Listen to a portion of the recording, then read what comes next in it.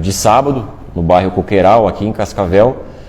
A gente teve uma situação aí bastante grave, também que a nossa equipe de investigação atendeu, né? E por si bastante grave, a gente já adianta para a população, para todo mundo, que é foco absoluto, né? Embora tenha havido a prisão em flagrante, felizmente, né, com a participação da própria população e também com o atendimento imediato de urgência pela Polícia Militar, que levou à prisão em flagrante do suposto autor, né? A gente trabalha para que esse caso seja esclarecido em todos os seus detalhes, de forma bem pormenorizada, e que o mais breve possível a gente consiga concluir esse inquérito policial e submeter ao Poder Judiciário.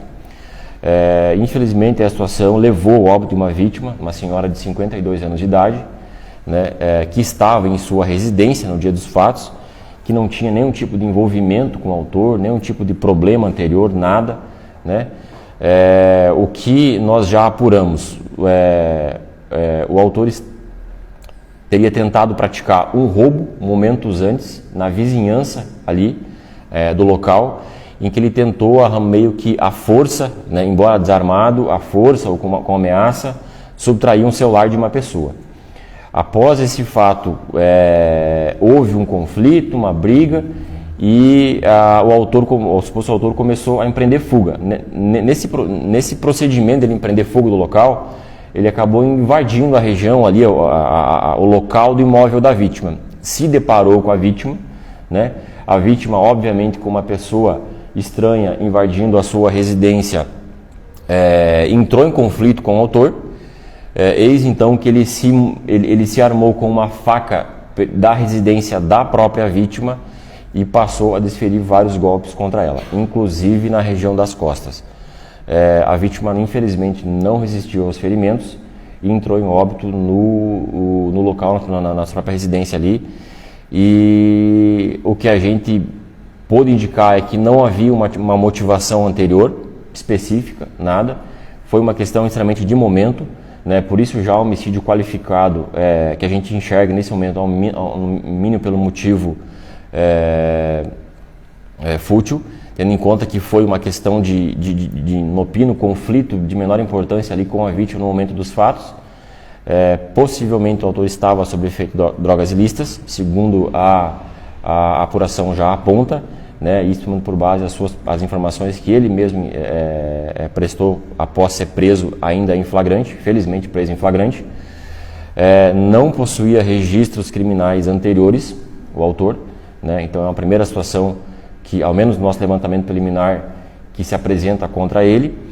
E após as facadas contra a vítima, ainda teria proferido um golpe de mata-leão contra ela, enquanto ela ainda estava viva no local do fato. Então é uma situação até difícil de explicar, né? É um fato que a gente lamenta muito, fica triste com isso, muito grave.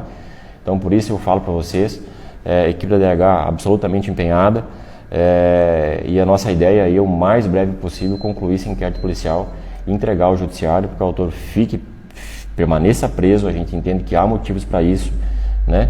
E responda ao processo com a liberdade segregada, porque, ao nosso ver, nesse contexto oferece um risco concreto à sociedade. Esperamos que ele assim permaneça até o seu julgamento final. E aí sim, não cabe a mim adiantar o desfecho do inquérito policial e tampouco da ação penal, que isso que vai se definir no Poder Judiciário. Qual crime será enquadrado agora? A apuração é de homicídio qualificado.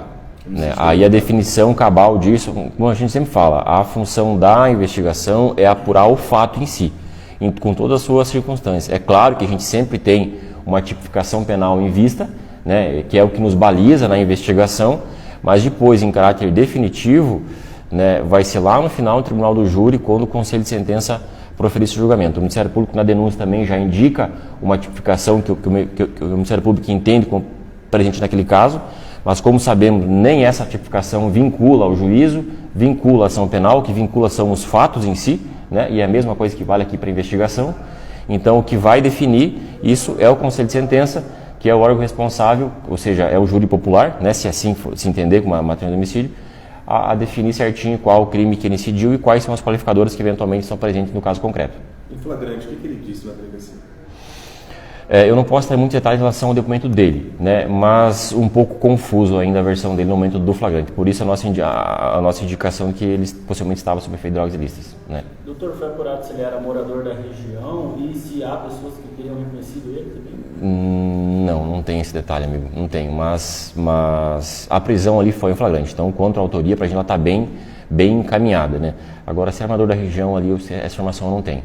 Doutor, ele chegou a ser atendido, levado para um hospital e depois disso ele já foi encaminhado, está preso? Como é que foi essa transição dele? Ele permanece detido. Eu não fui delegado plantonista no final de semana, né? Mas a informação que eu tenho é que logo após a prisão em flagrante ele já foi conduzido para a delegacia.